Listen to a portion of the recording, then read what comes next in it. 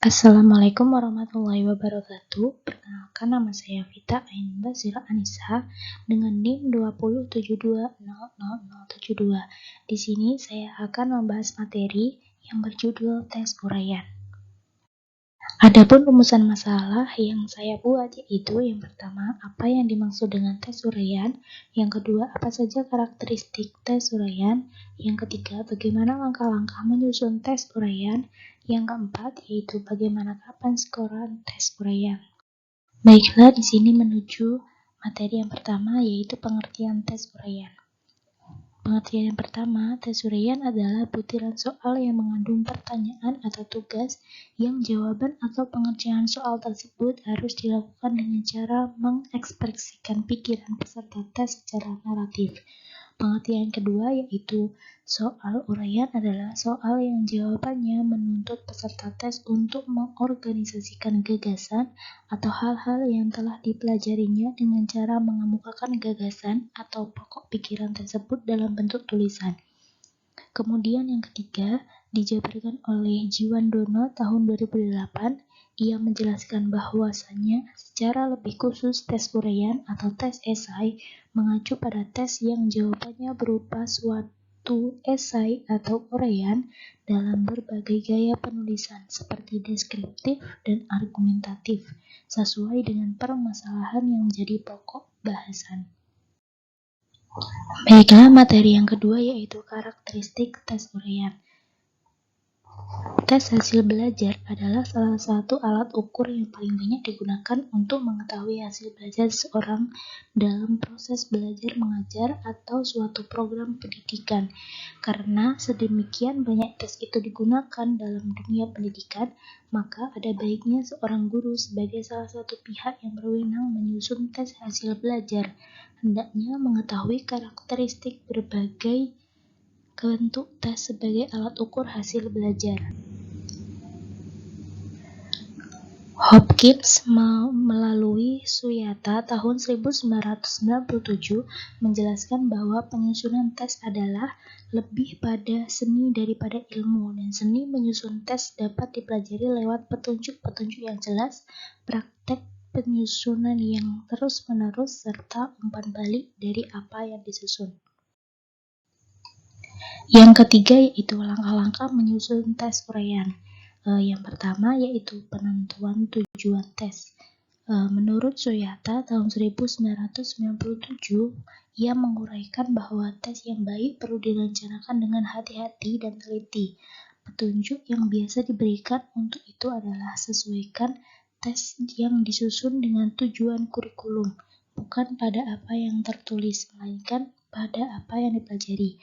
Perhatikan tujuan tindakan tes tersebut, seperti untuk melihat perbedaan individu atau untuk penguasaan kelas akan materi yang dipelajari, serta sesuaikan tes dengan tingkat kemampuan siswa.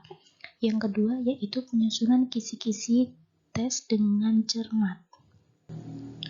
Menurut Suyata tahun 1997, ia menguraikan bahwa kisi-kisi ujian adalah suatu format yang berisi kriteria tentang soal-soal yang diperlukan oleh suatu tes. Oleh karena itu, tidak semua penyusunan kisi-kisi adalah penulis soal. Maka komponen kisi-kisi perlu jelas dan mudah dipahami agar penulisan soal dapat dilaksanakan dengan adanya kisi-kisi. Penulisan soal yang berbeda dengan kualitas yang relatif sama diharapkan menghasilkan soal yang relatif sama, baik tingkat kedalamannya maupun cakupan materi yang dibahas. Yang ketiga, penulisan butir soal. Menurut Hopkins melalui Suyata 1997 memberikan rambu-rambu untuk menulis butir soal tes bahasa bentuk uraian, yaitu 1. Soal ditulis sedemikian rupa sehingga soal menjadi spesifik dan dapat ditangkap dengan jelas oleh peserta ujian. Yang kedua, pertanyaan uraian diawali dengan kata-kata bandingkan, berilah alasan atau jelaskan, dan hendaknya menghindari kata-kata seperti apa, kapan, atau siapa pada awal soal. Yang ketiga, beberapa butir soal dengan jawaban relatif pendek-pendek lebih baik daripada satu soal tetapi memerlukan jawaban panjang. Yang keempat, disarankan untuk tidak menulis butir soal bentuk pilihan pada soal tes uraian, kecuali penulis soal dapat memberikan bobot skor yang sama pada soal-soal yang diberikan. Yang kelima yaitu soal disusun secara berseri dari yang sederhana sampai ke yang kompleks. Dari soal yang relatif mudah, makin lama makin sulit, dan diakhiri dengan soal yang paling sulit yaitu soal evaluasi. Langkah yang keempat yaitu penelaahan soal tes uraian. Soal yang telah selesai ditulis perlu ditelaah kembali. Tujuan kegiatan ini adalah untuk melihat dan mengkaji setiap butir soal agar menghasilkan soal dengan kualitas yang baik sebelum soal tersebut digunakan dalam suatu perangkat tes. Penelaahan butir soal ditentukan dengan cara menyesuaikan butir soal dengan kisi-kisi tes, kurikulum, atau buku sumber. Langkah ini juga dimaksudkan untuk menjaga validitas isi tes. Materi yang keempat yaitu penskoran tes uraian.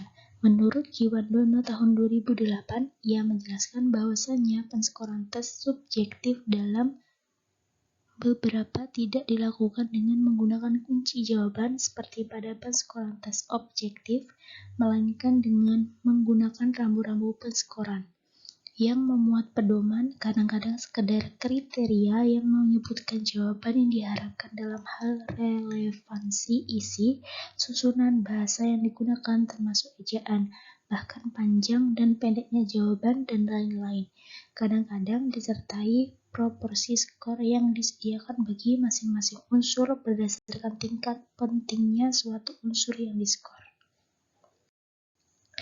Yang kedua, kriteria penskoran tes esai secara analitik, yaitu relevansi isi jawaban peserta tes dengan jawaban yang diharapkan. Yang kedua, kecukupan isi jawaban peserta tes tentang masalah yang ditanyakan. Yang ketiga, kerapian dan kejelasan penyusunan isi jawaban peserta tes. Yang keempat, lain-lain yang perlu dan relevan dengan bidang kajian dan titik berat sasaran tes. Menurut Jiwandono juga, ia menjelaskan dengan memberikan contoh rincian kriteria dengan tingkatan ketercapaian kriteria dan alokasi skor pada tes esai. Seandainya semua kriteria itu diperlukan sama berat tanpa pembobotan dan dengan contoh rentangan skor 4, 3, 2, 1 yang menunjukkan tingkat ketercapaian kriteria yang menggambarkan tingkat mutu esai. Baiklah, itulah materi yang dapat saya sampaikan. Mohon kurangnya saya mohon maaf. Saya akhiri. Wassalamualaikum warahmatullahi wabarakatuh.